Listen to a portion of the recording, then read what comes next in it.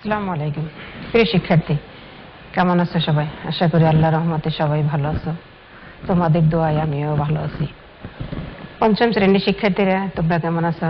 আশা করি তোমরাও ভালো আছো। প্রিয় শিক্ষার্থী, তোমরা জানো যে আমি বিভিন্ন অধ্যায় থেকে ছোট প্রশ্ন নিয়ে আলোচনা করছি।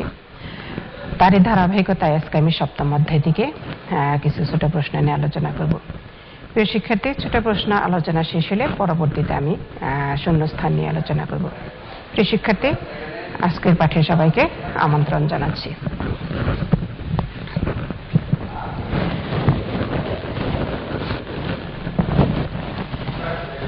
অধ্যায় ৭, মানবাধিকার। অর্থাৎ মানুষ হিসেবে জন্মগ্রহণ করলে যেসব অধিকার মানুষের প্রাপ্য হয় সেগুলোকেই মানবাধিকার বলা হয়। জাতিসংঘ 1948 সালে 10 ডিসেম্বর মানুষের অধিকারকে স্বীকৃতি দিয়ে অনুমোদন করেছে মানবাধিকার সর্বজনীন ঘোষণাপত্র। এই ঘোষণাপত্র অনুযায়ী জাতি, ধর্ম, বর্ণ, বয়স, নারী, পুরুষ, আর্থিক অবস্থাভেদে বিশ্বের সব দেশের সকল মানুষের এই অধিকারগুলো আছে। সকল সুযোগ সুবিধা পাওয়ার অধিকারগুলোই হচ্ছে মানবাধিকার। প্রিয় শিক্ষার্থী, সকল সুযোগ সুবিধা পাওয়ার অধিকারগুলোই হচ্ছে মানবাধিকার। এই মানবাধিকারের মধ্যে উল্লেখযোগ্য যেসব বিষয় আছে সেগুলো হলো: মানুষ জন্মগতভাবেই স্বাধীনভাবে চলাফেরা করার অধিকার, তারপরে সমাজে সবার সমান মর্যাদার অধিকার, সবারই শিক্ষা গ্রহণের অধিকার আছে, প্রত্যেকের নিরাপত্তা লাভের অধিকার আছে, নির্যাতন ও অত্যাচার থেকে নিজেকে রক্ষা করার অধিকারও আছে প্রত্যেকের, বিনা কারণে গ্রেপ্তার এবং আটক না হওয়ার অধিকার, আইনের চোখে সবাই সমান অধিকার, ধনী গরিব সাদা কালো সবারই আইনের চোখে সমান অধিকার আছে, সেটাই হলো আইনের চোখে সমতা। সবার ন্যায্য মজুরি পাওয়ার অধিকার, ন্যায় বিচার পাওয়ার অধিকার, সম্পত্তি ভোগ এবং সংরক্ষণের অধিকার, নিজ নিজ ধর্ম পালনের অধিকার, নিজের চিন্তা এবং মত প্রকাশের অধিকার, নারী পুরুষ সমান অধিকার। প্রিয় শিক্ষার্থী, এগুলোই হলো মানবাধিকার। এখন আমি এই মানবাধিকার অধ্যায় থেকে বেশ কিছু ছোট প্রশ্ন নিয়ে আলোচনা করব। 1 নম্বরের যে প্রশ্নটা আছে, প্রিয় শিক্ষার্থী, বাংলাদেশের সমাজে মেয়েদের অধিকার লঙ্ঘনের 2টি উদাহরণ দাও।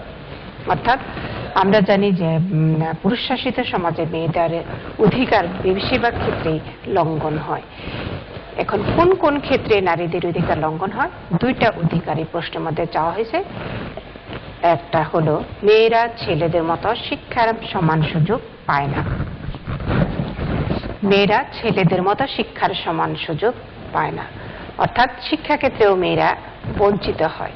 একটা পরিবারে ছেলে সন্তান মেয়ে সন্তান যদি থাকে তবে দেখা যায় যে ছেলে সন্তানের লেখাপড়ার প্রতি যতটা গুরুত্ব দেওয়া হয়, অগ্রাধিকার দেওয়া হয়, মেয়েদের লেখাপড়ার প্রতি ততটা সুযোগ বা অগ্রাধিকার দেওয়া হয় না।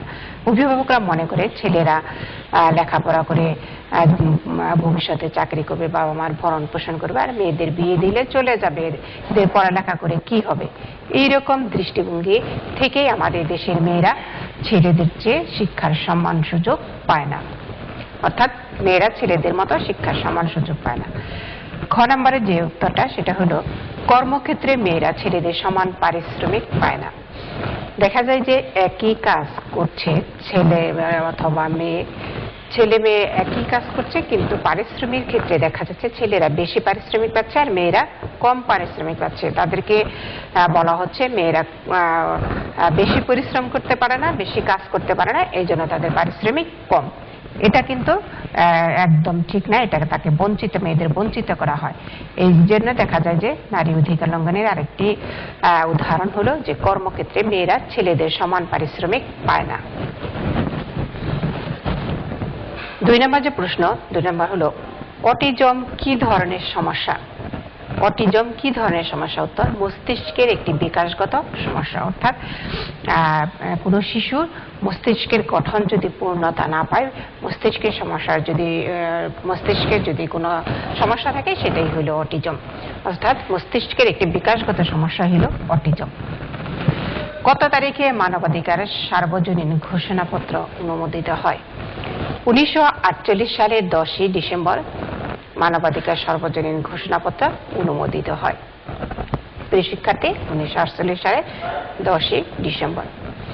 শিশু শ্রম কি? শিশু শ্রম কি? এটার উত্তর হলো যে 18 বছরের কম বয়সী শিশুদের দিয়ে যে কাজ করানো হয়, 18 বছরের কম বয়সী শিশুদের দিয়ে যে কাজ করানো হয় তাই হইল শিশু শ্রম।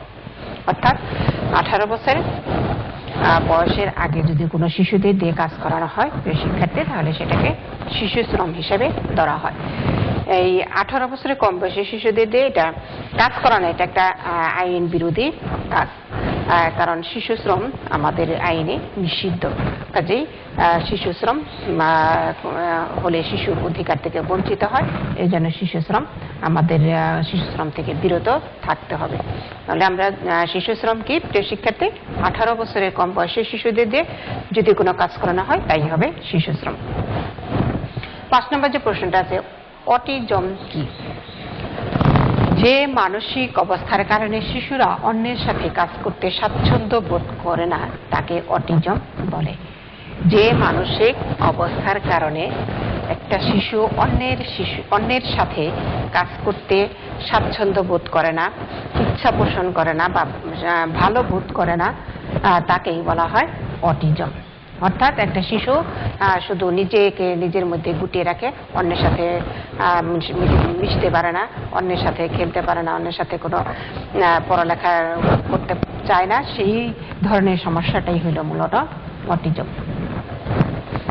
6 নম্বর যে প্রশ্নটা আছে, তোমার শ্রেণীতে একজন অটিস্টিক শিশু রয়েছে, তার সাথে তুমি কেমন আচরণ করবে? প্রিয় শিক্ষার্থী, এখানে একটা ত বেশি হয়েছে, এটা আমি কেটে দেই।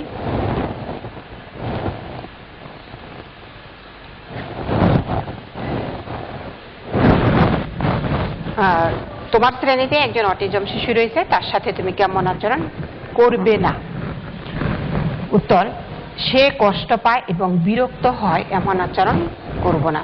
অর্থাৎ প্রত্যেক ব্যক্তি তার সংস্পর্শে, তার আশেপাশে কোনো অটিস্টিক শিশু যদি থাকে বা তোমাদের শ্রেণীতে বা তোমাদের বাড়ির কাছে কোনো অটিস্টিক শিশু থাকে, তার সাথে কি করবে? সে কষ্ট পায় এমন আচরণও করবে না এবং সে বিরক্ত হয় এমন আচরণ করবে না।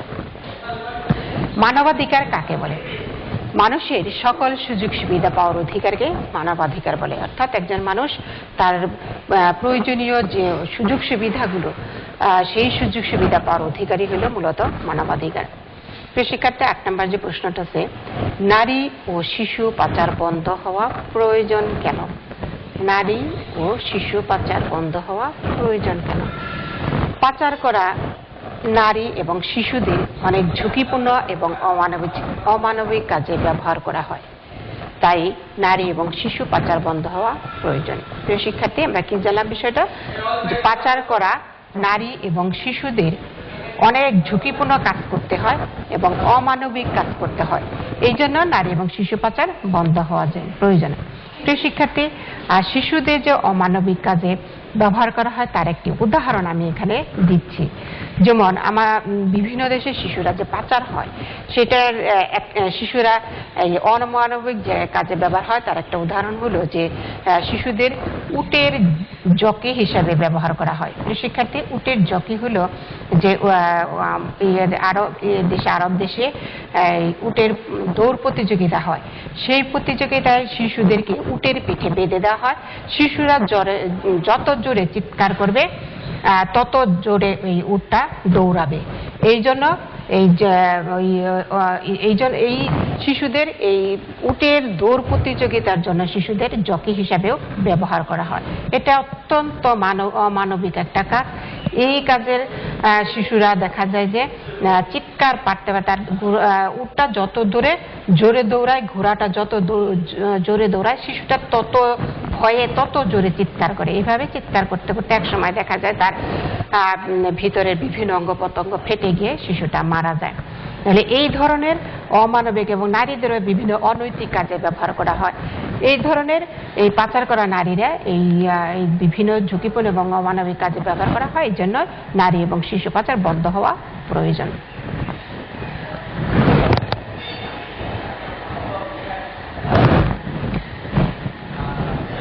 প্রিয় শিক্ষার্থী 9 নম্বর যে প্রশ্নটা আছে, প্রশ্নটা হলো মানব পাচার বলতে কি বোঝায়?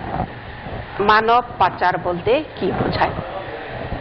এক দেশ থেকে অন্য দেশে মানুষকে অবৈধভাবে স্থানান্তর করার প্রক্রিয়াকে মানব পাচার বলে। এক দেশ থেকে অন্য দেশে মানুষকে অবৈধভাবে স্থানান্তর করার প্রক্রিয়াকে মানব পাচার বলে। এক্ষেত্রে যাকে পাচার করা হয় সে এই বিষয়ে অবহিত থাকে না। অর্থাৎ একজন মানুষকে এক দেশ থেকে আরেক দেশে অবৈধভাবে বিক্রি করে দেওয়া বা স্থানান্তর করাকেই মানব পাচার বলে। এইভাবে যে ব্যক্তিটাকে পাচার করা হয় সে আসলে মূলত ওই পাচার সম্পর্কে কিছুই জানে না, তাকে গোপনে কথাগুলো গোপন রেখে তাকে পাচার করা হয়। এই জন্য এই মানব পাচার এটাও কিন্তু একটা অবৈধ কাজ, নিষিদ্ধ কাজ। এটা থেকেও আমাদের বিরত থাকতে হবে। এটা আমাদের মানব পাচারটাও বন্ধ করতে হবে। প্রিয় শিক্ষার্থী 10 নম্বর যে প্রশ্নটা আছে, বাংলাদেশে শিশু শ্রমের সময়সীমা কত? অর্থাৎ শিশু শ্রম এক এক দেশের আইনে এক এক রকম বয়স নির্ধারণ করা হয়ে থাকে। বাংলাদেশের আইনে শিশু শ্রম ধরা হয় মূলত ন্যূনতম বয়স 18 বছর। অর্থাৎ 18 বছরের নিচে শিশুদের দিয়ে যদি কোনো কাজ করানো হয় তাহলে সেটাকে শিশু শ্রম বলা হয়। কালো মিয়া শিশু পাচারকারী, এটা একটা প্রশ্ন যে কালো মিয়া শিশু পাচারকারী, তার বিরুদ্ধে তোমার কি করা উচিত? শিক্ষার্থী, যেহেতু তোমরা 5ম শ্রেণীর ছাত্রছাত্রী, তোমাদের জানা উচিত যে সমাজে কিছু কিছু লোক আছে যারা শিশুদের পাচার করে। এখন এই বিভিন্ন খাবার জিনিসের প্রলোভন দেখিয়ে, চকলেট, চুইংগাম, আইসক্রিম এগুলোর প্রলোভন দেখিয়ে দূরে সরিয়ে নিয়ে গিয়ে তাদেরকে পাচার করে দেয়। এই বিষয়ে প্রিয় শিক্ষার্থী তোমরা অনেক সচেতন থাকবে। অপরিচিত কারো দেয়া কোনো খাবার খাবে না, কেউ কোথাও যেতে বললে যাবে না, পরিচিত ছাড়া কারো কথা তুমি শুনবে না। এই জন্য তোমাদের এই বিষয়ে সচেতন থাকতে হবে।